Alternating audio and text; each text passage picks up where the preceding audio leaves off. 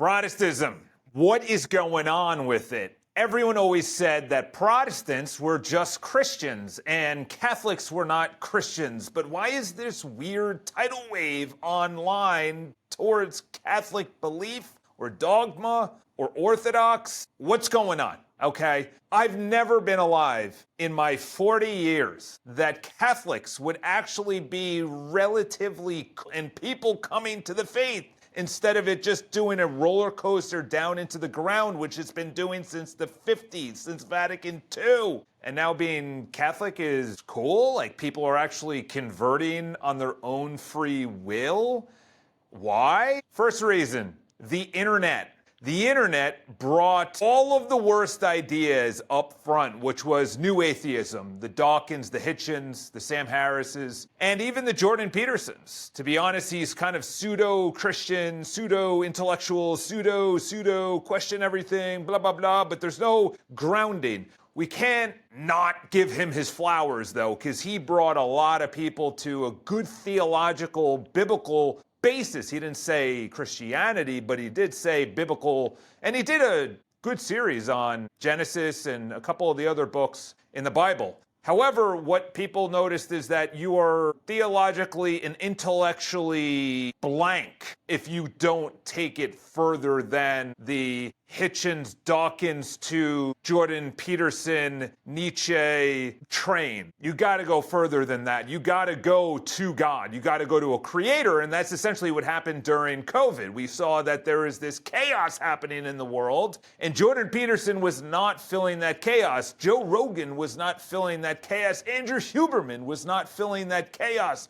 We needed someone else. No Sean Ryan show was filling it. So people weirdly started talking about something called God, a creator, in the last 2 to 3 years. And then people said, well, actually, there is a creator, because if you believe in evolution and then you study evolution, and people came around to, that might not even be accurate, maybe microevolution, but not macroevolution. Then there's this big trend, and this is all happening online. Atheism into, actually biblical ideas are pretty good, into maybe there is a creator, into maybe the creator is Jesus Christ. And then it's like, okay, we believe in Jesus Christ, and more people started talking about God and creator and Jesus Christ as the Lord and Savior. But then we hit a crossroad because the Catholics started to push back and people started coming to the church. Why? Point number 2, liturgy. I was one of those. In 2023, I had some wild experiences that you could see on my testimony. Just look on my channel. And I had some experience that would say that they were preternatural. Supernatural is good, preternatural is bad.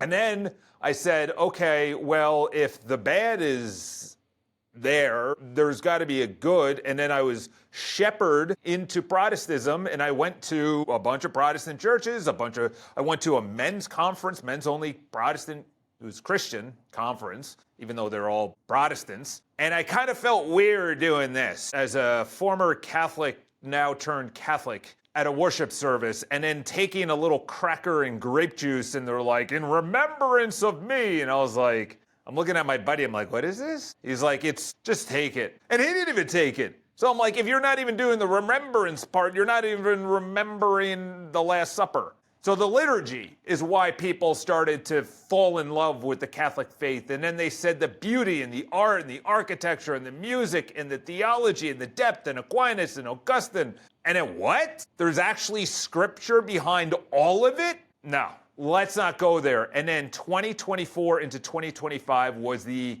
pivotal year, in 2025 being a Jubilee year, is going to be an absolute avalanche of conversions in 2026, in Easter 2026, to the one true holy Catholic and Apostolic faith. I know obviously the Orthodox and us split, 1054, big schism. Number 3, the early church. When I was doing my own research, early church was not Protestant, okay? I read the Didache, and then I read Catholicos, or Catholos, which was the English translation of the Greek word Catholic, which actually meant universal. So it wasn't like Catholic as in the Catholic Church, it was just universal church. This is the only church we have because Jesus gave Peter the key keys. Then Pentecost happened. Jesus came back, breathed the Holy Spirit onto the apostles to then talk in tongues, in languages, and people are like, this is a miracle, this is crazy, and spread the world to all 4 or 5, whatever, corners of the world. Number 3 is the early church fathers all believed in authority. They all believed in a bishop, someone in an authoritative role. Instead of, I interpret it this way, I interpret it this way, which is all Protestantism. Early church never believed that. Early church all was like, actually, you are dumb, Arius. We need to call a council, and we need to refute you. And that's where there is the potential slapping of Saint Nicholas to Arius, I think, during one of the councils in the 300s. Nicaea? I don't know. Don't quote me on which council, but there was an apparent slap because Arius was spreading heresy. So instead of believing Arius, it was Arius versus the church and the bishops, and everyone went at it, and then they declared that was a heresy, and that's what is needed, a papal structure, a papal authority. Along with the early church fathers, they all said in the Didache, and I think it's Ignatius in 106 AD said, and it's actually in Acts, no, it's in 1 Corinthians, where it's, do not take the bread unworthily. In other words, you must confess your sins. And confessing your sins was in front of the church publicly, okay? You cannot take the bread.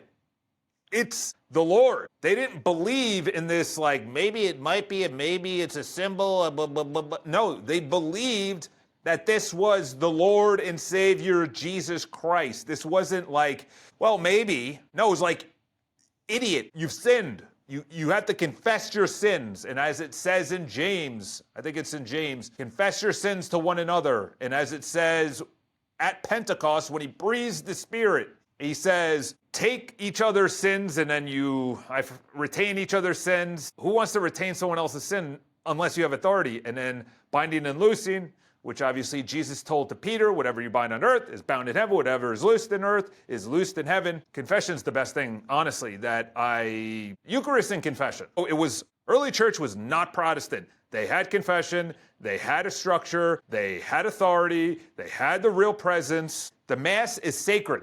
That was the biggest thing. Honestly, when I was going and I went to a couple of Protestant services, I was like, it feels good, but like, what are we doing?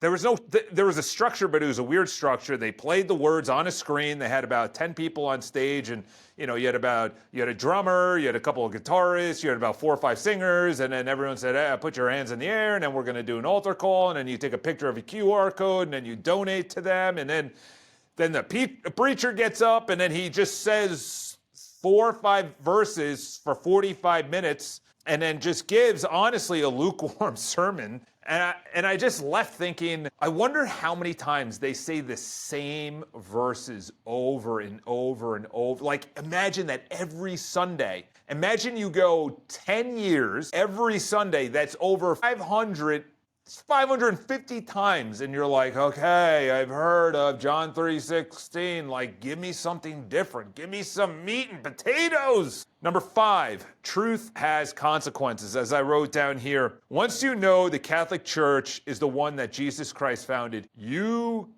cannot go anywhere. You must convert. That's a serious sin right there. If you know that Jesus Christ gave Peter the keys on a specific place to start a church, not write a book. Where did Jesus say, write a book? Everybody write a book. Everybody take notes. Can we all just take notes for a second? No, he said, Peter, on this rock, and the rock was actually a pagan demon site named Pan. I know it's weird to go outside of the Bible, but that place is still there. You can visit it. It was a demon place that all these pagans went to and worshiped this stone. And Jesus is like, on this rock, I'm going to build my church on this pagan worshiping site. How awesome is Jesus? Like, he just went, boom, Peter, here are the keys. I know you're going to deny me 3 times, but here are the keys. And then he goes, go out.